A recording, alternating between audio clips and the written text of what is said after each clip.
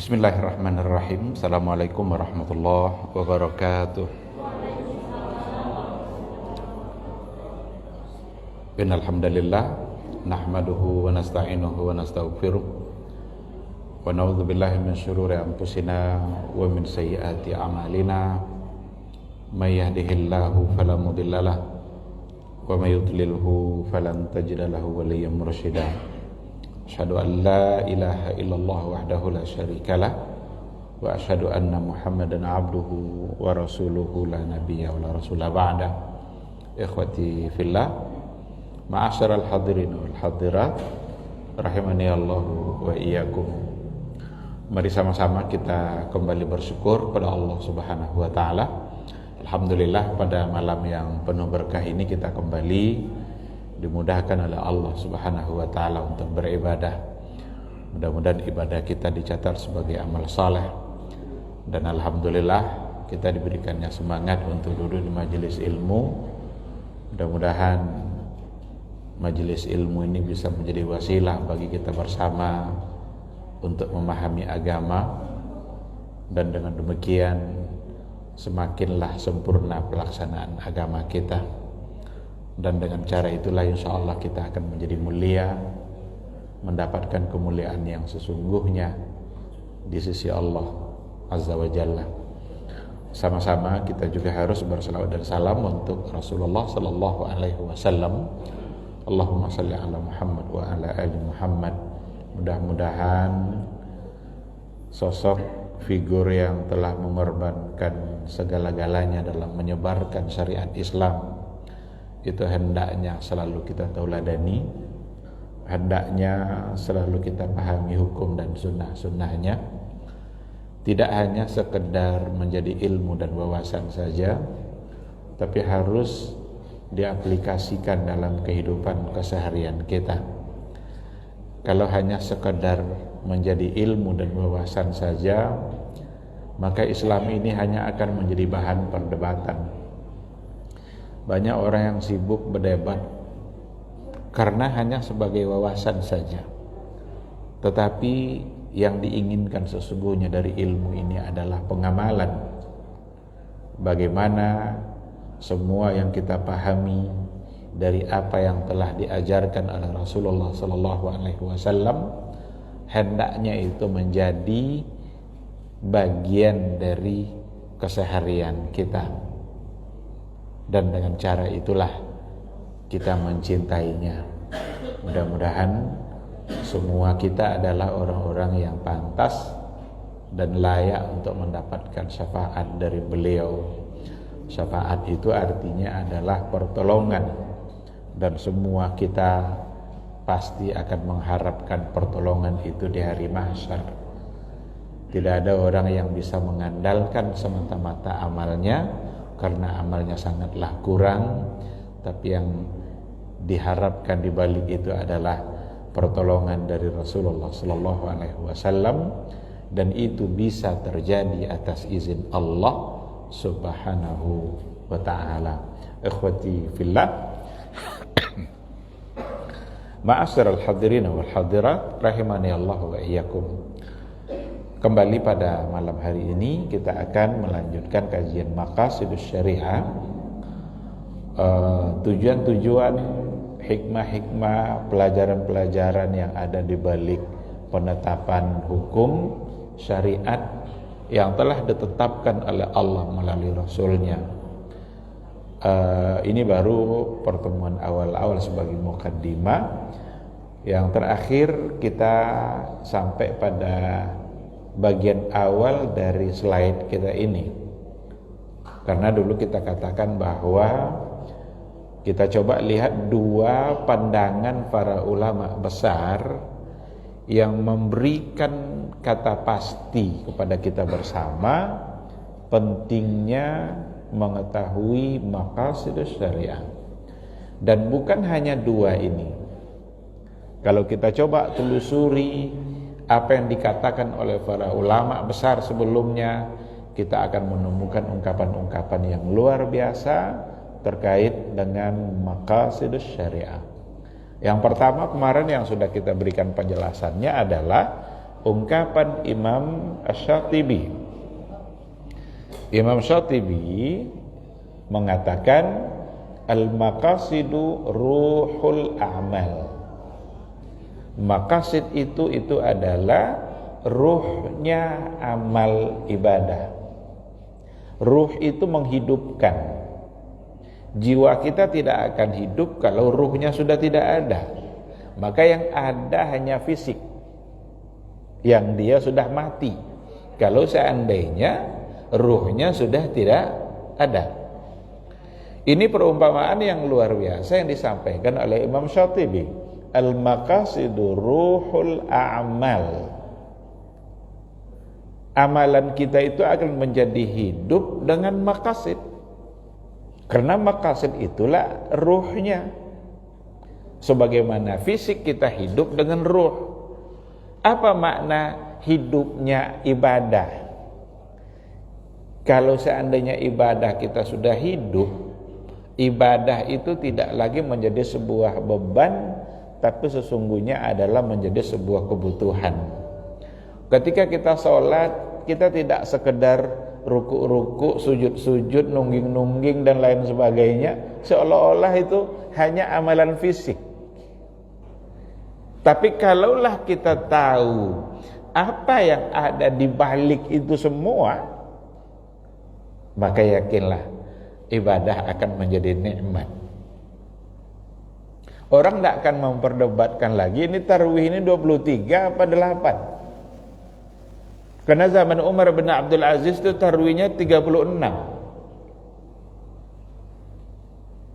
Kita sekarang kenapa masih berdebat aja 8-20, 8-20, 8-20. Kadang saling tidak salam pula karena berdebat itu. Karena kita masih bicara hukum. Zaman Umar bin Abdul Aziz itu menjadi 36 khusus untuk orang Madinah saja. Kenapa khusus untuk orang Madinah oleh Umar bin Abdul Aziz? Itu karena kecemburuan orang Madinah terhadap orang-orang Mekah. Setiap kali dia sholat tarwih dalam jarak-jarak 4 rakaat, mereka bisa tawaf. Jadi selesai 4 rakaat, dulu duduk, si zikir, baca Quran, tidak langsung naik untuk rakaat berikutnya, tapi mereka tawaf dulu. Orang-orang Madinah ketika itu merasa rugi.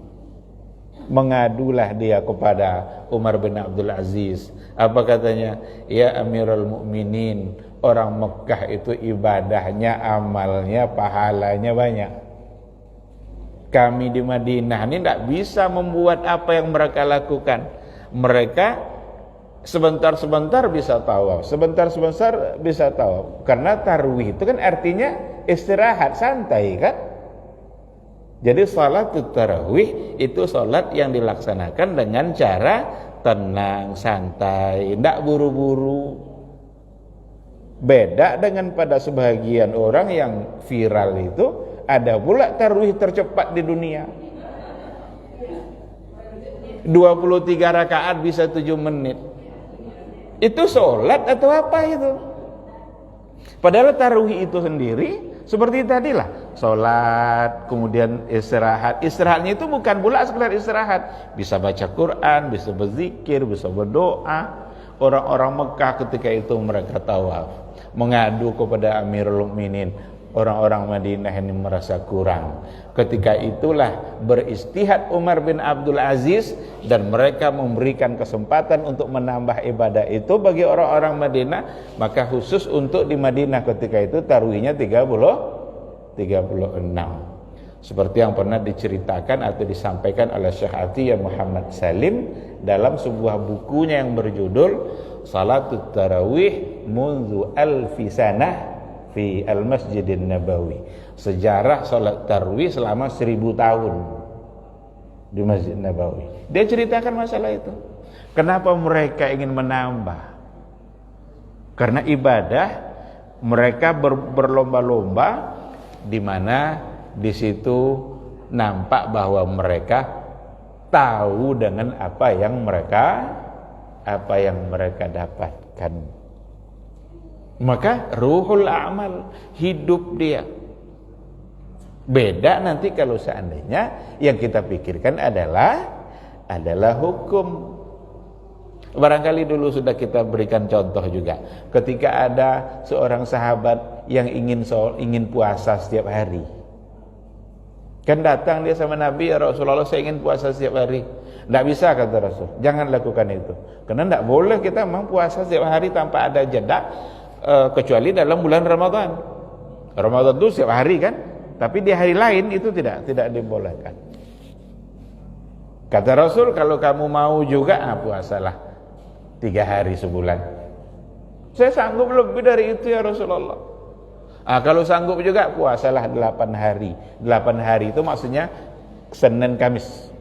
Senin Kamis itu 8 hari. Dia bilang, saya sanggup lebih banyak dari itu ya Rasulullah. Kalau gitu, puasalah seperti puasanya Nabi Daud, 15 hari. Sehari puasa, sehari tidak, sehari puasa, sehari tidak. Berarti sebulan sebanyak 15 hari.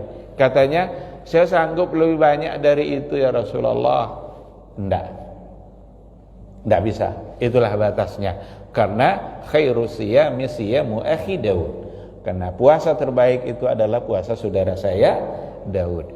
Kira-kira sahabat yang ingin minta dibolehkan puasa setiap hari tadi, dia ingat hukum enggak tuh? Hukumkah yang dipertimbangkannya atau apa? Enggak. Kalaulah yang dipertimbangkannya adalah hukum, kan sunat. Kalau sunat apa definisinya? Berpahala kalau dilakukan, tidak mengapa kalau tidak mengapa kalau tidak dikerjakan. Tidak mengapa kalau tidak dikerjakan. Inilah yang kadang yang dipegang oleh banyak orang. Kan hukumnya sunat. Maka al-maqasidu ruhul a'mal. Maqasid itu adalah ruhnya amal kita. Amal akan menjadi hidup dengan kita mengetahui apa sesungguhnya yang ada di balik ibadah yang diperintahkan oleh Rasulullah. Tapi kalau tidak kita ingat itu, niscaya kita akan coba menghindar. Kenapa begitu sulit orang untuk membeli hewan kurban yang harganya cuma 2.500.000 sekali pula setahun? Begitu sulit. Padahal untuk ganti-ganti perabot rumah harganya 10 juta 2 kali setahun. Gampang aja mereka tuh. Tapi untuk hewan kurban yang nanti di akhirat akan sungguh sangat bermanfaat, jangankan dagingnya, semua yang diserahkan atas nama Allah itu akan menjadi saksi atas kebaikan-kebaikan yang kita lakukan. Tanduknya, kulitnya, bulunya. Maka tidak boleh dijual tanduk dan kulit itu. Dilarang oleh Nabi. Kalau dijual kulitnya nanti di akhirat tidak berkulit lagi itu. Karena dia masih mengambil keuntungan dunianya dari apa yang sudah diserahkan atas nama Allah.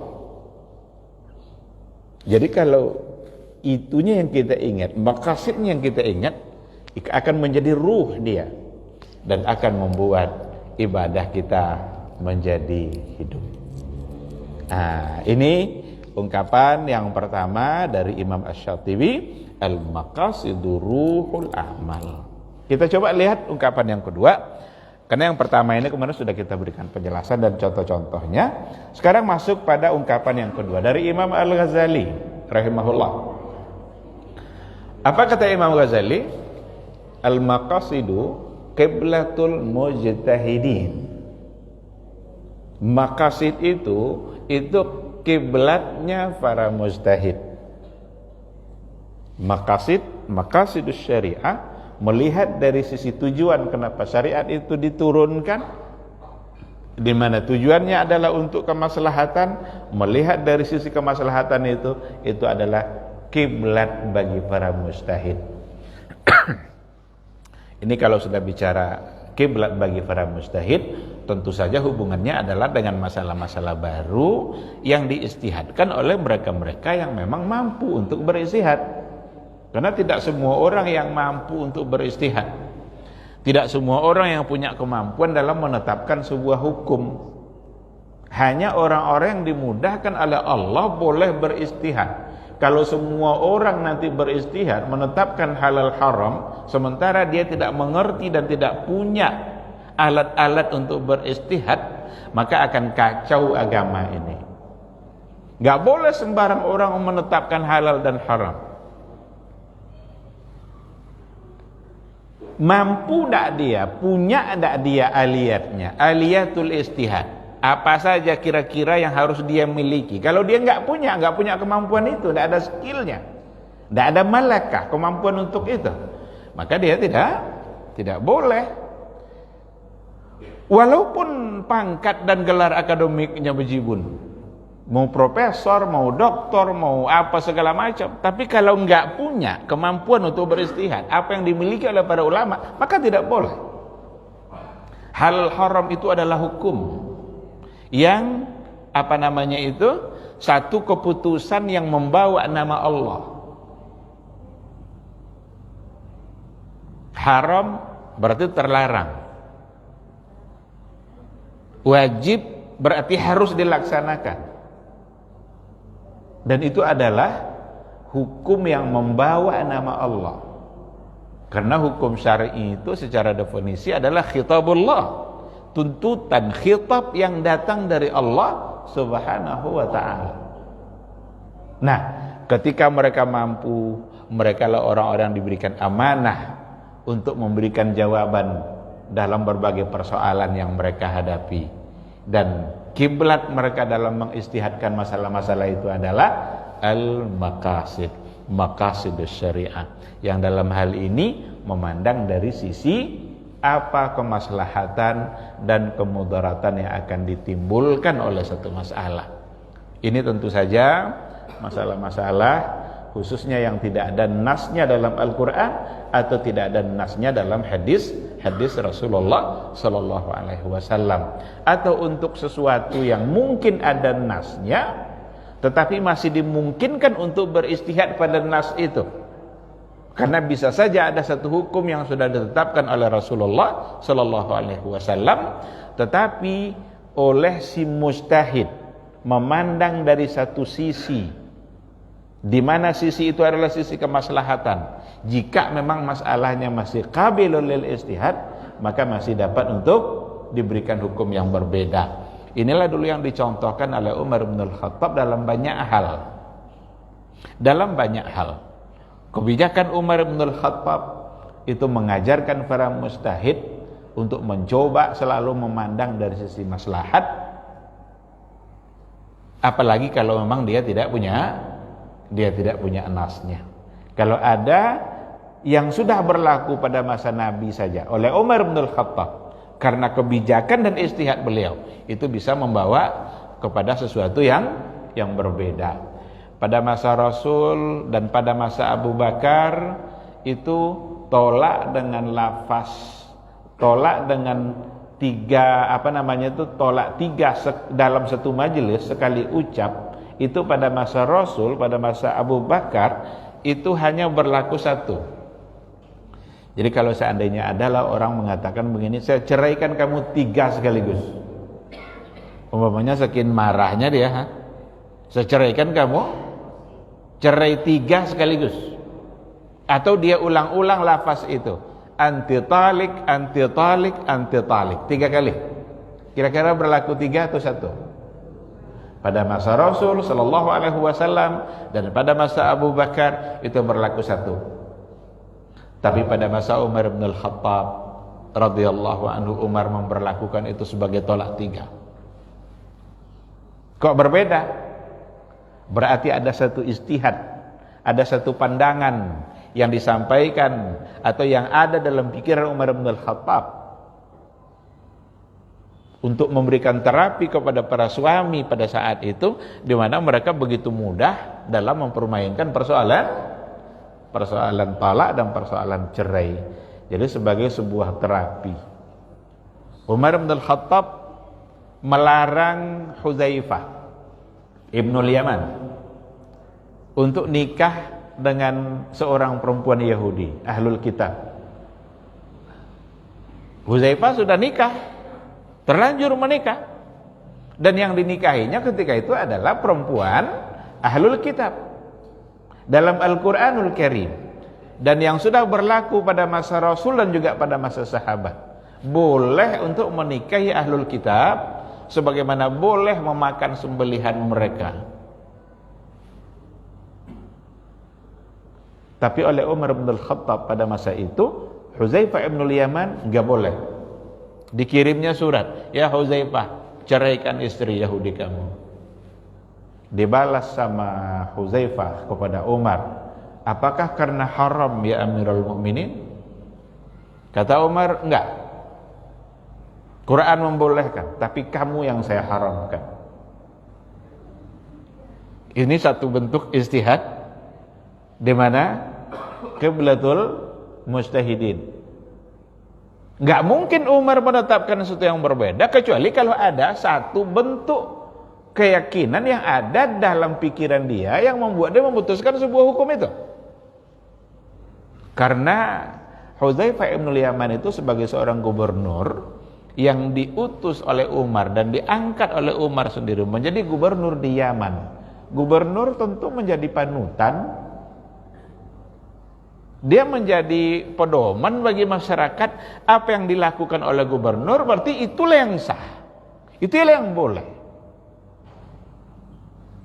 Sekarang Hudzaifah sebagai gubernur, kalau seandainya dibiarkan dia menikahi itu, maka dikhawatirkan nanti pemuda-pemuda muslim yang ada di Yaman semua mengikuti Hudzaifah, dan itu akan menjadi penyakit tersendiri nanti bagi wanita-wanita muslimah, karena akan tertinggal nanti wanita-wanita muslimah karena banyak yang mengikuti langkah yang dilakukan oleh Hudzaifah ibn al-Yaman. Berarti ada satu bentuk pandangan atau kebijakan Umar bin Al-Khattab didasarkan kepada tinjauan maqasid. Padahal dari segi hukum dibolehkan. Maka apa yang diungkapkan oleh Imam Al-Ghazali, al-maqasidu qiblatul mujtahidin, maqasid itu adalah kiblatnya para mujtahid, itu akan banyak berlaku khususnya pada masalah-masalah yang tidak ada nasnya, atau pada masalah-masalah yang meskipun ada nasnya tapi masih qabilul lil ijtihad, masih memungkinkan untuk diijtihadkan, bukan dalam masalah-masalah prinsip yang memang baku yang tidak bisa diutak-atik. Kalau persoalan yang sudah baku nggak bisa diutak-atik lagi, persoalan prinsip dalam masalah akidah, rukun iman, itu tidak bisa. Maka ketika ada dulu seseorang yang ingin mengatakan bahwa rukun iman itu hanya 5, karena yang ada dalam hadis secara berderet itu disebutkan secara keseluruhan hanya 5. Yang satu itu tidak disebutkan dalam urutannya dalam Al-Quran, kecuali ada pada hadis sebenarnya. Tapi itu akan langsung tertolak, nggak bisa, karena itu adalah mengijtihadkan sesuatu yang berkaitan dengan prinsip. Persoalan iman itu sesuatu yang memang harus tidak boleh berubah. Itu adalah pondasi yang harus kokoh. Kalau itu yang sudah diutak-atik, maka rusaklah agama. Persoalan syirik ini persoalan akidah, persoalan tauhid yang kita semua harus terbebas dari itu. Kalau itu yang sudah mulai diutak-atik, ada hal-hal yang sebenarnya syirik lalu dianggap itu bukan syirik, maka akan rusak agama ini. Dan itu bukan bagian dari sesuatu yang boleh untuk dirubah-rubah dengan ijtihad atas nama kemaslahatan. Jadi ikhwati fillah, inilah ungkapan salah seorang dari ulama besar, Al-Imam Al-Ghazali, di mana ungkapan itu menunjukkan betapa tinggi dan besarnya kedudukan maqasid dalam kehidupan kita dan dalam kehidupan para mujtahid dalam menetapkan hukum-hukum yang datang dalam kehidupan kita. Karena masalah muncul terus, sementara Quran tidak bertambah. Jumlah hadis segitu-segitu aja, tapi masalah tidak bisa dibendung. Tidak pernah ada orang bisa menghentikan masalah. Karena menghentikan masalah itu sendiri adalah bagian dari bagian dari masalah juga. Jadi nggak akan pernah bisa dihentikan. Namun Al-Quran dan hadis akan tetap bisa menjawab apapun yang terjadi dalam kehidupan umat manusia, dan itulah diberikan kemampuan kepada orang-orang tertentu oleh Allah Subhanahu wa taala dalam beristihad. Baik, ikhwati fillah, kita coba tengok 4 poin ini sebagai urgensi dari maqasidus syariah. Kalau tadi itu apa yang diungkapkan oleh para ulama, di situ nampak oleh kita urgensinya. Nah, sekarang poin-poinnya yang menunjukkan memang urgensitas maqasidus syariah. Yang pertama, mengetahui maqasid di balik hukum syar'i membuat kita bersemangat untuk melaksanakan apa yang diperintahkan dan meninggalkan apa yang dilarang. Mana yang lebih berat? Mengerjakan perintah atau meninggalkan larangan?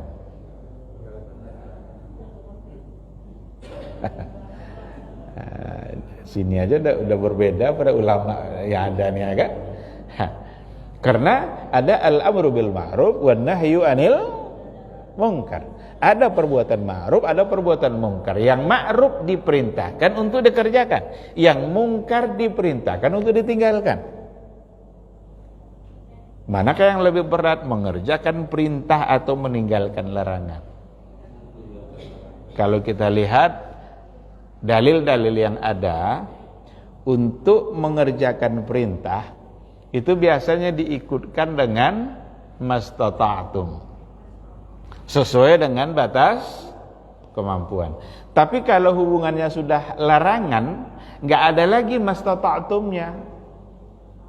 Yang ada adalah fantahu fajtanibu, tinggalkan, tanpa disebutkan tinggalkanlah sesuai dengan batas kemampuan. Tapi kalau perintah untuk mengerjakan amal, fa'tu minhu mastata'tum, kerjakanlah, buatlah, lakukanlah sesuai dengan batas kemampuan.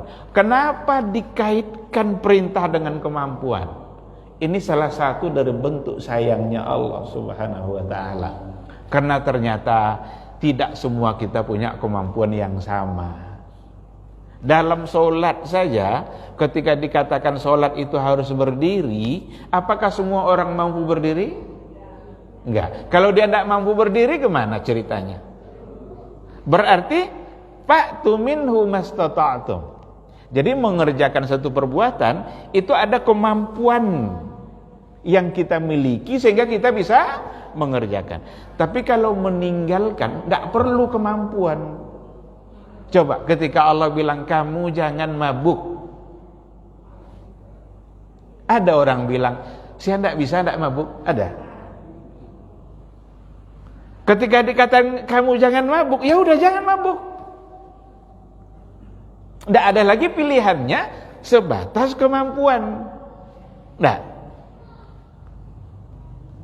jadi meninggalkan itu karena memang kita tidak memerlukan at-taqah, nggak perlu kemampuan apapun. Berbeda nanti dengan melaksanakan satu perbuatan. Diperintahkan berpuasa, tapi orang sakit, orang tua, lansia, lanjut usia, atau dia dalam keadaan musafir, mungkin dia tidak bisa melakukannya. Ketika dia tidak bisa melakukan, disitulah nampak sayangnya Allah Subhanahu wa ta'ala. Bagi orang-orang yang mengerti dengan maqasidus syariah, ketika ada perintah, begitu mudah dia untuk mengerjakan, dan ketika ada larangan, begitu mudah dia untuk meninggalkannya. Karena perintah dan larangan yang datang dari Allah dan dari Rasulullah SAW itu sesungguhnya semuanya adalah bentuk rahmat dan kasih sayang Allah. Coba amati satu ayat ini. Ini sangat penting dalam kajian maqasidus syariah. Apa kata Allah? Wa ma arsalnaka illa rahmatan lil alamin. Tidaklah kami utus engkau wahai Muhammad kecuali menjadi rahmat. Sebenarnya Nabi diutus itu untuk apa? Kan banyak fungsi Nabi ketika diutus kan. Fungsi Nabi utamanya adalah untuk menyampaikan berbagai macam hukum dan ketentuan yang sudah diatur oleh Allah Subhanahu wa taala. Maka menyampaikan yang mana yang halal dan mana yang haram. Maka halal haram itu urusan syariat. Enggak bisa diserahkan kepada akal. Akal tidak kuat untuk menetapkan halal dan haram itu. Akal tidak kuat untuk menentukan baik dan buruk itu. Allah dan Rasulnya lah yang paham. Apa yang baik menurut Allah, itulah yang baik. Apa yang buruk menurut Allah, itulah yang buruk. Kalau ada yang baik, maka diperintahkan. Kalau ada yang buruk, maka akan dilarang. Sekarang, dari sekian banyak hukum yang disampaikan oleh Nabi, dan Nabi memang tujuannya untuk menyampaikan itu, tapi Allah hanya menyimpulkan dengan satu kata, wa ma arsalnaka illa rahmatan lil alamin. Tidaklah kami utus engkau wahai Muhammad kecuali untuk menjadi rahmat. Itu artinya adalah di balik semua hukum yang disampaikan Nabi ada rahmat.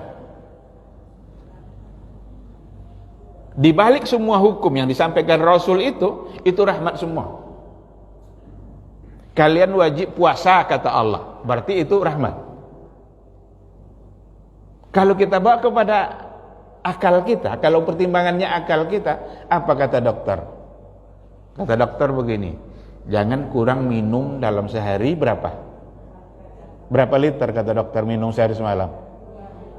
Jangan kurang dari 2 liter. Itu kata dokter. Sekarang Allah larang kita minum dalam sehari. Berarti mana yang baik? Apakah salah Quran ketika menetapkan bahwa kita jangan makan, jangan minum? Sementara dokter nyuruh kita nggak boleh kurang minum itu daripada. Ketika Allah yang sudah menetapkannya, pasti itu yang baik. Maka di balik ibadah puasa itu sesungguhnya ada rahmat. Karena Rasul itu diutus untuk menjadi rahmat. Nah, jadi dalam semua larangan, dalam semua perintahnya, berarti di situ ada rahmat. Dan dalam setiap larangannya, di situ pasti ada rahmat dan kasih sayang Allah Subhanahu wa taala. Kalaulah kita tahu bahwa di balik semua larangan itu ada kasih sayang Allah, apakah kita akan tetap mengerjakan larangannya? Dilarang kita oleh Allah untuk memakan makanan yang haram, yang disampaikan yang mana aja yang haram itu disampaikan oleh Nabi. Apa contohnya? Tidak boleh memakan binatang berbisa. Ular halal atau tidak? Haram. Ular haram karena dia binatang berbisa. Ketika ada larangan untuk memakan hewan-hewan yang seperti itu, ditentukanlah jenis-jenis makanan yang diharamkan itu. Berarti itu karena Allah sayang sama kita. Kalau kita makan juga, pasti akan mendatangkan kemudaratan bagi diri kita. Pasti itu.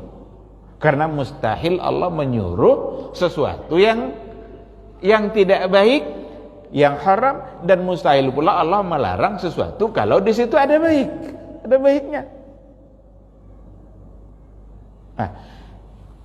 Hurrimat alaikumul maitatu waddamu walahmul khinzir. Diharamkan bagi kalian itu darah, bangkai babi. Ada orang yang kalau hari raya kurban itu, ketika kurbannya disembelih, ditampungnya darah itu. Nanti dibekukannya darah itu. Kalau sudah dibekukan, diiris-iris kayak tahu. Kalau sudah diiris-iris seperti itu, digorengnya, dimakannya. Halal apa haram? Haram. Tapi berapa banyak orang-orang yang mengambil apa yang diharamkan oleh Allah untuk kemudian dia makan. Entah karena tidak tahu atau karena pura-pura tidak tahu. Ada orang buat sate tikus, Ada orang buat bakso dari daging-daging yang diharamkan. Udah jelas mati ayam itu, kemudian tetap dimakan. Ketika Allah yang melarangnya, berarti di situ ada rahmatnya, ada kasih sayangnya. Nah maka dengan mengetahui itu, tak ada perintah yang akan menjadi berat bagi kita, karena memang tidak ada perintah yang memberatkan. Allah yang bilang, la yukallifullahu nafsan illa usaha. Allah tidak pernah memberatkan, Allah tidak pernah membebankan manusia itu dengan satu hukum kecuali dengan sesuai sebatas kemampuannya. Dan itu artinya adalah apapun hukum yang sudah ditetapkan oleh Allah, pasti manusia mampu untuk melaksanakannya. Kalau tidak mampu, nanti ada ketentuan-ketentuan khusus bagi orang-orang yang tidak mampu. Haji, apakah diwajibkan bagi semua? Enggak, karena Allah tahu bahwa tidak semua orang mampu berhaji. Tapi apakah sholat diwajibkan bagi semua? Wajib. Kenapa wajib bagi semua, kok haji hanya yang mampu? Pasti beda. Pasti ada perbedaannya. Ini karena orang semuanya bisa mengerjakannya, itu pun masih dikecualikan orang-orang tertentu oleh Allah tidak boleh mengerjakan. Seperti wanita yang haid, gak boleh dia sholat. Sholat pun bukan dapat pahala, dia malah dapat dosa. Nah, jadi ketika sudah ditetapkan oleh Allah untuk sebuah hukumnya, maka di situ pasti ada kasih sayangnya. Dan tidak mesti kita banyak nanya lagi di balik hukum-hukum Allah, tinggal kita mentaatinya.